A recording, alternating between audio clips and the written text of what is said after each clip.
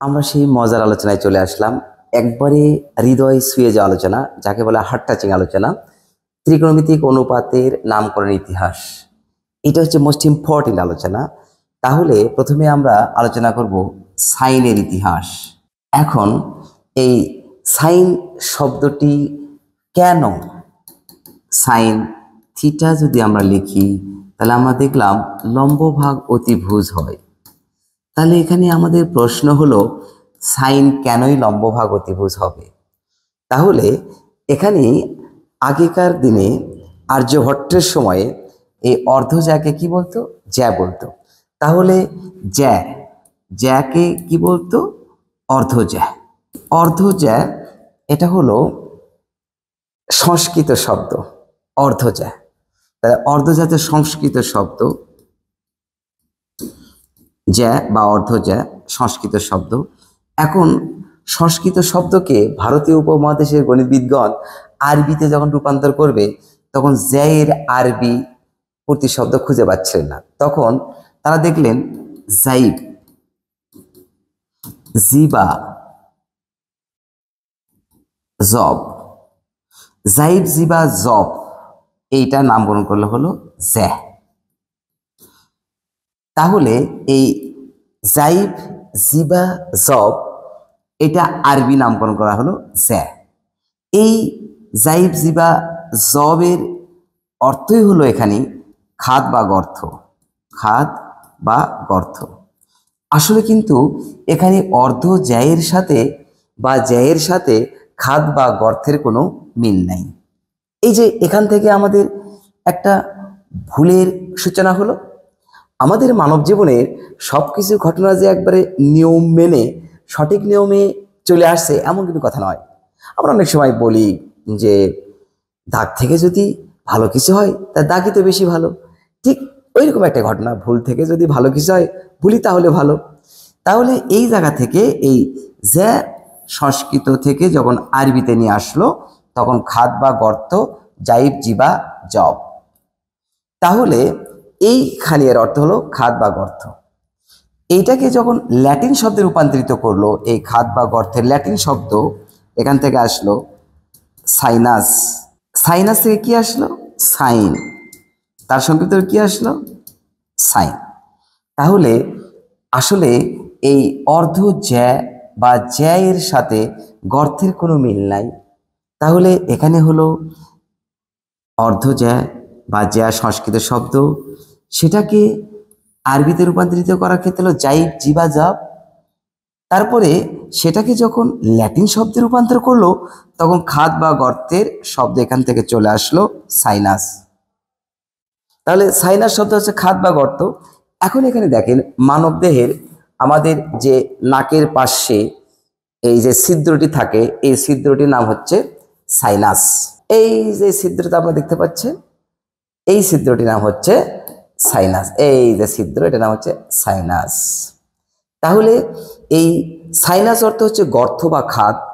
তাহলে এই সাইনাস থেকে নাকের এই গর্তের নামকরণ করা হয়েছে গর্ত বা খাদ, সাইনাস। সেখান থেকে যে রোগটি সৃষ্টি হয়েছে তার নাম হচ্ছে সাইনোসাইটিক্স। আমরা কিন্তু বলি রোগের নাম সাইনোসাইটিক্স, সাইনোসাইটিক্স। এই যে সাইনোসাইটিক্স যে রোগ, সেটা কারণে আমাদের নাকের গর্তের ভিতরে পানি জমে অনেক সময় শ্বাস প্রশ্বাসের সমস্যার কারণে আমাদের মাথা ব্যথা করে, এটাকে সাইনোসাইটিক্স বলে। আসলে এটা গণিতের এই শব্দ থেকে চলে আসছে, এই সেই সাইনাস। তাহলে মজার ব্যাপার হলো যে আমরা এখানে যেটা দেখলাম যে সাইনের সাথে গর্তের কোনো মিল নেই। তাহলে এখানে কি শিখলাম আমরা? তাহলে এখানে শিখলাম আমরা যে সাইন এই যে যদি আমরা এটা থিটা ধরি তাহলে এই থিটা কোণের সাপেক্ষে এটা বিপরীত বাহু বা লম্ব, আর এটাকে বলা হবে অতিভুজ। তাহলে সাইন থিটা তাহলে কি জ্যা, আর এটাকে কি বলা আদর করে? অর্ধ জ্যা, অর্ধ জ্যা। তাহলে জ্যা এর নিচে জ্যা, এটা যে অর্ধ জ্যা কি এখানে? এখানে অর্ধ জ্যা হচ্ছে এবি, এবি। আর অর্ধ জ্যার নিচে কিছুই নেই, তা ওয়ান বিবেচনা করা হয়, সেই ওয়ান। এখানে আমরা এই বৃত্তের ব্যাসার্ধকে ওয়ান বিবেচনা করব, বৃত্তের ব্যাসার্ধকে ওয়ান বিবেচনা করব। তাহলে সেই ওয়ান, আর ওয়ানটা এখানে কি হিসেবে আছে? অতিভুজ হিসেবে আছে, কারণ এই এবির সাথে পুরোটার কোনো মিল নাই, এই এবির সাথে মিল আছে এসি, এই সে হচ্ছে এসি, এবি আর হচ্ছে এসি। এখানে আমরা দেখতে পাচ্ছি এবির নাম কি? থিটা কোণের সাপেক্ষে লম্ব, এবির নাম হচ্ছে লম্ব, আর এসির নাম হচ্ছে অতিভুজ, অতিভুজ। তাই আমরা এখানে লিখি সাইন থিটা লম্ব ভাগ অতিভুজ। আসলে সাইন থিটা হবে জ্যা বা অর্ধ জ্যা, সেখান থেকে আমাদের এই যে সাইন থিটা আসলো লম্ব ভাগ অতিভুজ। তাহলে আমরা ক্লিয়ার বুঝতে পারলাম সাইন থিটা কেন লম্ব ভাগ অতিভুজ হয়। আশা করি ক্লিয়ার। এইবার তাহলে আমরা দেখি যে কমপ্লিমেন্টারি অ্যাঙ্গেল বা পূরক কোণ কি। তাহলে আমরা জানি ত্রিভুজের 3 কোণের সমষ্টি কত ডিগ্রি? 180 ডিগ্রি। তাহলে এটা যদি 90 ডিগ্রি হয় আর এটা থিটা, তাহলে এই কোণের পরিমাণ হবে 90 ডিগ্রি মাইনাস থিটা। তাহলে এখানে থিটার সহপাঠী 90 ডিগ্রি মাইনাস থিটা, আবার 90 ডিগ্রি মাইনাস থিটার সহপাঠী হচ্ছে থিটা। অর্থাৎ এমন দুটা কোণ বলেন তো যা যোগ করলে 90 ডিগ্রি হয়। তাহলে এটা যদি 90 হয়, তাহলে একটা যদি থিটা হয়, অপরটা হবে 90 ডিগ্রি মাইনাস থিটা। এখানে theta plus 90 degree minus theta যোগ করলে 90 ডিগ্রি হয়। তাহলে এরা পরস্পরের পূরক কোণ। তাহলে এর সহপাঠী হচ্ছে থিটা আর থিটার সহপাঠী হচ্ছে 90 ডিগ্রি মাইনাস থিটা। তাহলে এখানে আমরা এখন শিখব এই যে সাইনের সহপাঠীকে কো সাইন, সাইনের সহপাঠী কো, তারপরে সাইন, কো সাইন মানে সহপাঠী। তাহলে থিটার সহপাঠীকে 90 ডিগ্রি মাইনাস থিটা, তাই না? তাহলে এখানে কি দাঁড়ালো? তাহলে এখানে হলো যে সাইন 90 ডিগ্রি মাইনাস থিটা, তাহলে 90 ডিগ্রি মাইনাস থিটার ক্ষেত্রে এখানে কি ছিল? এবি, আর কি ছিল? এসি। চলেন তো দেখি এবির নাম কি। এই 90 ডিগ্রি মাইনাস থিটা কোণের সাপেক্ষে এবির নাম কি? 90 ডিগ্রি মাইনাস থিটা কোণের সাপেক্ষে এবির নাম হচ্ছে ভূমি, ভূমি। আর এসির নাম কি? এসির নাম হচ্ছে অতিভুজ। তাহলে আমরা এখন দেখলাম যে এখানে এবি এবং এসি লিখেছি, কিন্তু সেটা 90 ডিগ্রি মাইনাস থিটা কোণের সাপেক্ষে ভূমি ভাগ অতিভুজ। আর কোসাইনকে সংক্ষেপে আমরা লিখি কস 90 ডিগ্রি মাইনাস থিটা। তাই আমরা লিখতে পারি কস এর সাথে ভূমি ভাগ অতিভুজ। তাহলে কস কি হলো? ভূমি ভাগ অতিভুজ। তাহলে ত্রিকোণমিতিক অনুপাত এখানে আমরা কয়টা শিখলাম? ত্রিকোণমিতিক অনুপাত এখানে আমরা দেখলাম সাইন কেন লম্ব এবং অতিভুজ হলো। সাইনের সহপাঠী হচ্ছে কোসাইন, থিটার সহপাঠী হচ্ছে 90 ডিগ্রি মাইনাস থিটা। তাহলে এখানে এবি আর এসি যদি থিটা কোণের সাপেক্ষে এবির নাম লম্ব হয়, এসি নাম অতিভুজ হয়, সেটা 90 ডিগ্রি মাইনাস থিটা কোণের সাপেক্ষে এবির নাম হবে ভূমি আর এসি নাম হবে অতিভুজ। আর কোসাইনকে সংক্ষেপে কি লেখা হয়? কস। তাই কস 90 ডিগ্রি মাইনাস থিটার সমান ভূমি ভাগ অতিভুজ। এবার আমরা দেখব এখানে আমাদের এই যে পুরা সিটি, এই যে পুরা সিটি, এটাকে ছেদক বলা হয়। তাহলে সিটিকে ছেদক বলা যে কথা, এসিকে ছেদক বলা যে কথা, এটার নাম দিলাম আমরা আর। এখানে আমরা দেখব এখন হচ্ছে এই আরটি, আরটিকে কি বলা হয়? আরটিকে ছেদক বলা হয়। ছেদক ইংরেজি হচ্ছে সেকিয়ার। আর লবে যা থাকবে তার নামের উপর ভিত্তি করে ত্রিকোণমিতিক অনুপাতে নামকরণ করা হয়। ওখানে যেরকম ছিল আমাদের অর্ধ জ্যা বা জ্যা লম্ব হিসেবে ছিল, তাহলে সেটা কি? সাইন মানে গর্ত খাত। তাহলে লবে যা থাকে তার উপর ভিত্তি করে নামকরণ করা হয়। তাহলে সেকিয়ার মানে কি? ছেদক। ছেদকের নিচে কিছু না, তাহলে কি আছে? ওয়ান আছে। তাহলে এখানে ছেদককে, এখানে ছেদক হলো সিআর, আর হরে ওয়ান, ওয়ান মানে এই বৃত্তের ব্যাসার্ধ, ব্যাসার্ধ হচ্ছে সিডি, সিডি। তাহলে সিডি মান ওয়ান। তাহলে ছেদকের নাম কি এখানে? তাহলে থিটা কোণের সাপেক্ষে এই বুড়া সমকোণী ত্রিভুজের সি আর ডি সমকোণী ত্রিভুজের সিআর এর নাম কি? সিআর এর নাম হলো অতিভুজ, আর সিডির নাম হচ্ছে ভূমি। তাই এসে কি আর কোন কোণের সাপেক্ষে অতিভুজ এবং ভূমি? থিটা কোণের সাপেক্ষে অতিভুজ এবং ভূমি। তাহলে সেকিয়ারকে সংক্ষেপে আমরা কি লিখবো? Sec theta. তাহলে আমরা শিখে ফেললাম সেক থিটার সমান অতিভুজ ভাগ ভূমি।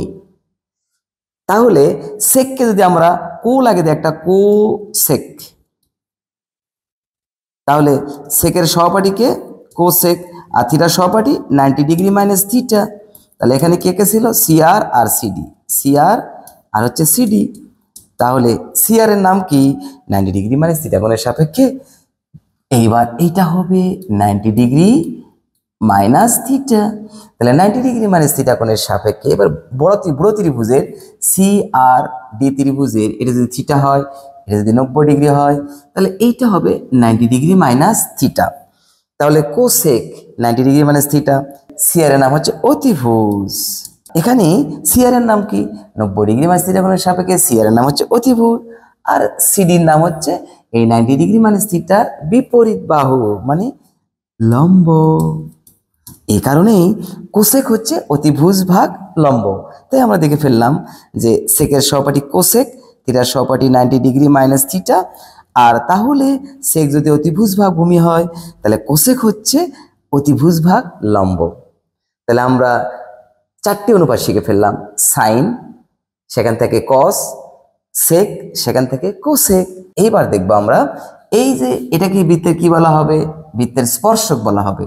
তাহলে স্পর্শক ইংরেজি ট্যানজেন্ট। তাহলে ট্যানজেন্টের সংক্ষেপে কি লেখা হয়? ট্যান ইকুয়াল স্পর্শক। স্পর্শকের নাম এখানে কি? আরডি। আরডি নিচে কিছুই নাই, তাই কি আছে? 1 আছে, বা ট্যান, টি ক্যাপিটাল লেটার হতে পারে, স্মল লেটার হতে পারে।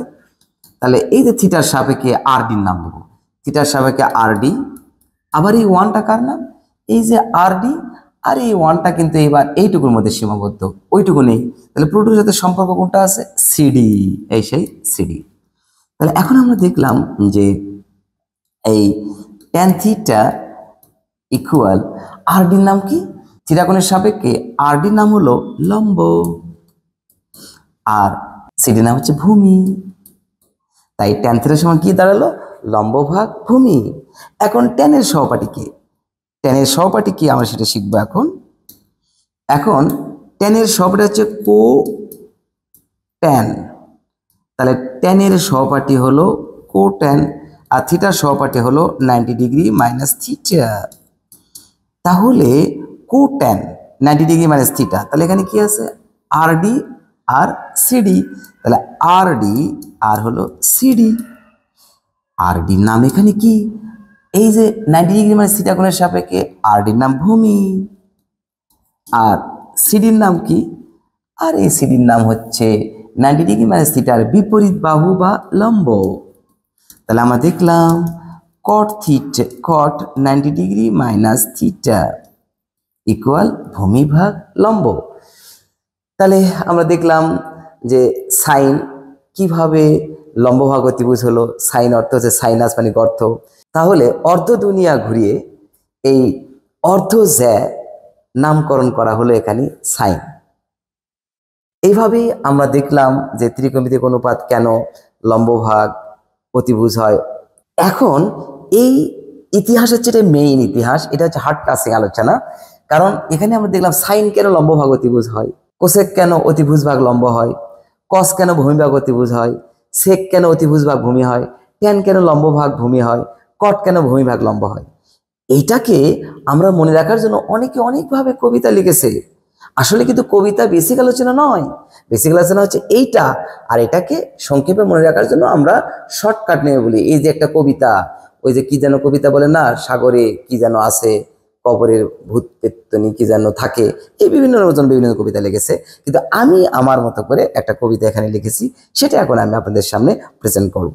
আমরা কিন্তু বলি যে এই যে সমকোণী ত্রিভুজের এই থিটা কোণের সাপেক্ষে যদি আমরা দেই, এটা যদি থিটা কোণের সাপেক্ষে লিখি থিটা, তাহলে থিটা কোণের সাপেক্ষে এটার নাম দিলাম এ বি সি সমকোণ। থিটা কোণের সাপেক্ষে এটা ভূমি, এটা লম্ব, এটা অতিভুজ। এখন আমরা লিখি, আমরা যেটা লিখছি সাহিদার, এটা কিন্তু বেসিক আলোচনা নয়, এটা জাস্ট ওই ইতিহাসগুলোকে সংক্ষেপে মনে রাখার জন্য একটি কৌশল মাত্র। সাহিদার লম্বাবতী, কালো ভুরু আছে, কালো ভুরু আছে, টানিলে ললাট ভুক্ত হয়। হয়টা কবিতা মিলানোর জন্য দেওয়া হয়। তাহলে সাইদার মানে আমরা কি শিখছি? সাইদার মানে আমরা শিখলাম এখনই সাইন থিটা লম্ব ভাগ অতিভুজ, লম্ব ভাগ অতিভুজ। কালো কস থিটা ভুরু ভূমি, আছে অতিভুজ, টানিলে ট্যান, ললাট লম্ব, ভুক্ত ভূমি। তাহলে আমরা দেখলাম যে সাইনের, তাহলে সাইন থেকে কিন্তু আমাদের কস আসে, কিন্তু আমরা এখানে লিখি কোসেক। কেন কোসেক লিখি? কারণ অতিভুজ এবং লম্বের সাথে কোসেকের সম্পর্ক, তাই আমরা অনেকে বলি সাইনের বিপরীত হচ্ছে কোসেক, কিন্তু আসলে সাইনের সহপাঠী কিন্তু কস। যেহেতু কস ওখানে লম্ব এবং অতিভুজের সম্পর্ক, তাই সাইনের পাশে লেখা হয় এটা কস কোসেক। যেহেতু কোসেকের সাথে লম্ব এবং অতিভুজের সম্পর্ক, তাই সাইনের এখানে কোসেক লেখা হয়, আসলে সাইনের সহপাঠী কিন্তু কস। এটা হচ্ছে অতিভুজ ভাগ লম্ব। আর কসের, কসটা কোত্থেকে আসে? সাইন। যেহেতু কসের এখানে সাইন লেখা যায়, কিন্তু সাইনের সাথে লম্ব এবং অতিভুজ, কিন্তু ভূমি এবং অতিভুজ সাথে সম্পর্ক কিন্তু সেক, তাই আমরা অনেকে বলি কসের বিপরীত সেক, কিন্তু এটা আসলে ঘটনা তা নয়। এই যে এইটা অপোজিট হওয়ার কারণে এটার সাথে যেহেতু সেকের মিল আছে, তাই আমরা কসের সাথে এই সেকটা মিল করে বিপরীতটা বলি। অতিভুজ ভাগ ভূমি, অতিভুজ ভাগ ভূমি। আর এখানে ট্যান, ট্যানের আর কট, এটা একমাত্র যা অপোজিটটাও যা সহপাঠী তাই, ভূমি এবং লম্ব। তাহলে আমরা দেখলাম ত্রিকোণমিতিক অনুপাত, সাইন কেন লম্ব ভাগ অতিভুজ হয়, সেক কেন অতিভুজ ভাগ ভূমি হয়, ট্যান কেন লম্ব ভাগ ভূমি হয়। তারপরে আমরা অপোজিটগুলো আলোচনা করলাম। আশা করি ক্লিয়ার বুঝতে পারছেন সবাই।